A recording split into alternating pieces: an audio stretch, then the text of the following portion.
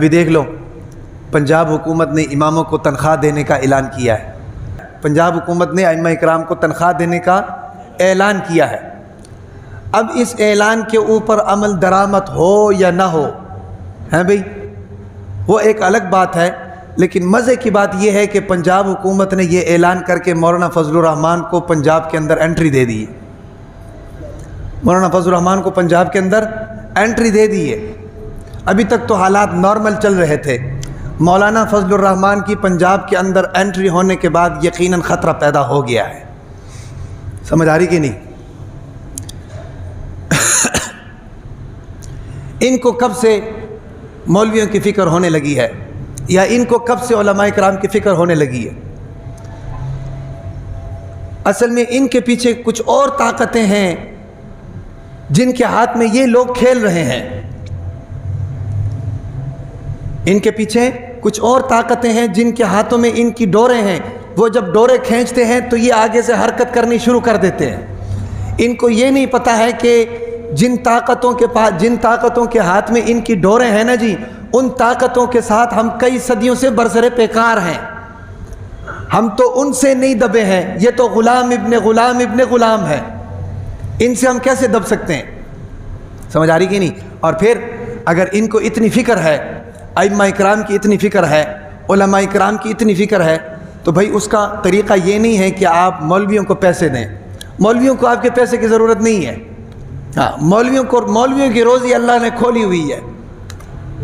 مولویوں کی روزی اللہ نے کھولی ہوئی ہے۔ کبھی مولوی کو احتجاج کرتے دیکھا ہے تنخواہ بڑھاؤ؟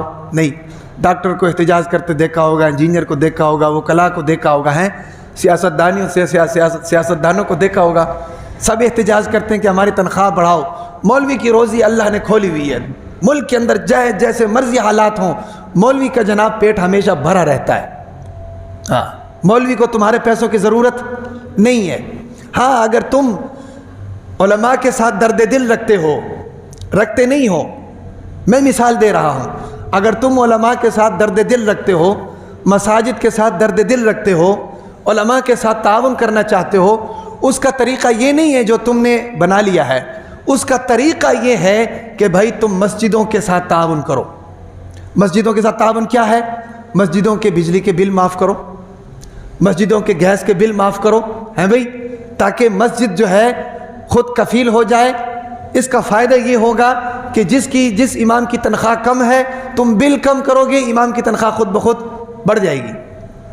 امام کی تنخواہ خود بخود بڑھ جائے گی۔ لیکن تم ایسا نہیں کرو گے۔ تم ایسا اس لیے نہیں کرو گے کہ تم نے امام کی آزادی کو سلب کرنا ہے۔ تم نے امام کی آزادی کو سلب کرنا ہے۔ اس کی آزادی کو سلب کرنے کے لیے تم امام کو جناب تنخواہ کی پیشکش کر رہے ہو، اور ساتھ میں ایک فارم دے رہے ہو۔ آج تم مولوی کو تنخواہ دے رہے ہو، کل تم مولوی کو کہو گے کہ جو ہم کہیں گے وہی تم بولو گے، اگر تم نہ بولے تو ہم تمہاری تنخواہ کاٹ لیں گے۔ تو مولوی تو پھنس گیا ہے بھئی، مولوی تو پھنس گیا۔ حالانکہ مولوی کو دنیا کی کوئی طاقت نہیں پھنسا سکتی۔ مولوی عام باشد کے چپ نہ شوت۔ مولوی ایسی مخلوق ہے جو کبھی چپ نہ کرے۔ سمجھ آ رہی کہ نہیں؟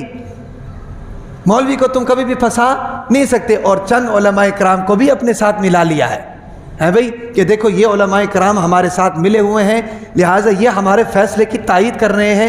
ہم نے جو فیصلہ کیا ہے وہ بالکل ٹھیک ہے، لہٰذا تم کو تنخواہ لے لینی چاہیے۔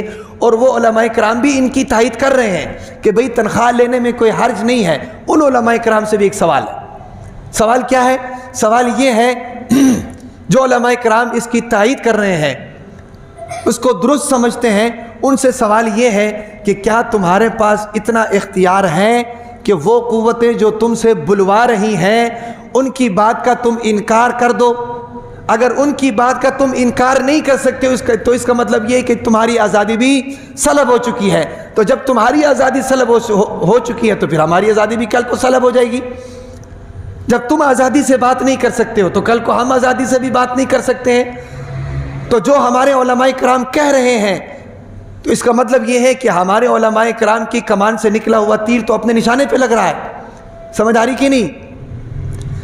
لہٰذا علماء کرام کا یہ متفقہ فیصلہ ہے، اور مدارس کے اندر یہ چیزیں، مدارس کے منشور کے اندر، مدارس کے اصول کے اندر لکھی ہوئی ہیں کہ مدارس جو ہیں وہ صرف اور صرف توکل علی اللہ پہ چلتی ہیں.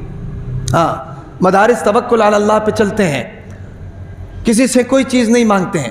سرکار کی دیکھو پچھلے دو تین سال پہلے دارالعلوم دیوبند کو انڈیا کی حکومت نے پیشکش کی تھی نا, کئی کروڑ روپے کی پیشکش کی تھی, انہوں نے اس پیشکش کو ٹھکرا دیا. وہ کس لیے ٹھکرایا؟ وہ اس لیے ٹھکرایا ہے کہ دارالعلوم دیوبند کے اصول کے اندر یہ لکھا ہوا ہے کہ بھائی ہم حکومت سے کچھ بھی نہیں لیں گے, ہم حکومت سے کچھ بھی نہیں لیں گے, بلکہ ہم عوام کے تعاون کے ساتھ اور توکل علی اللہ کے اوپر ان مدارس کو چلائیں گے, اور 50-60 سال سے چل رہے ہیں اور انشاءاللہ قیامت تک چلتے رہیں گے آپ حضرات کے تعاون سے.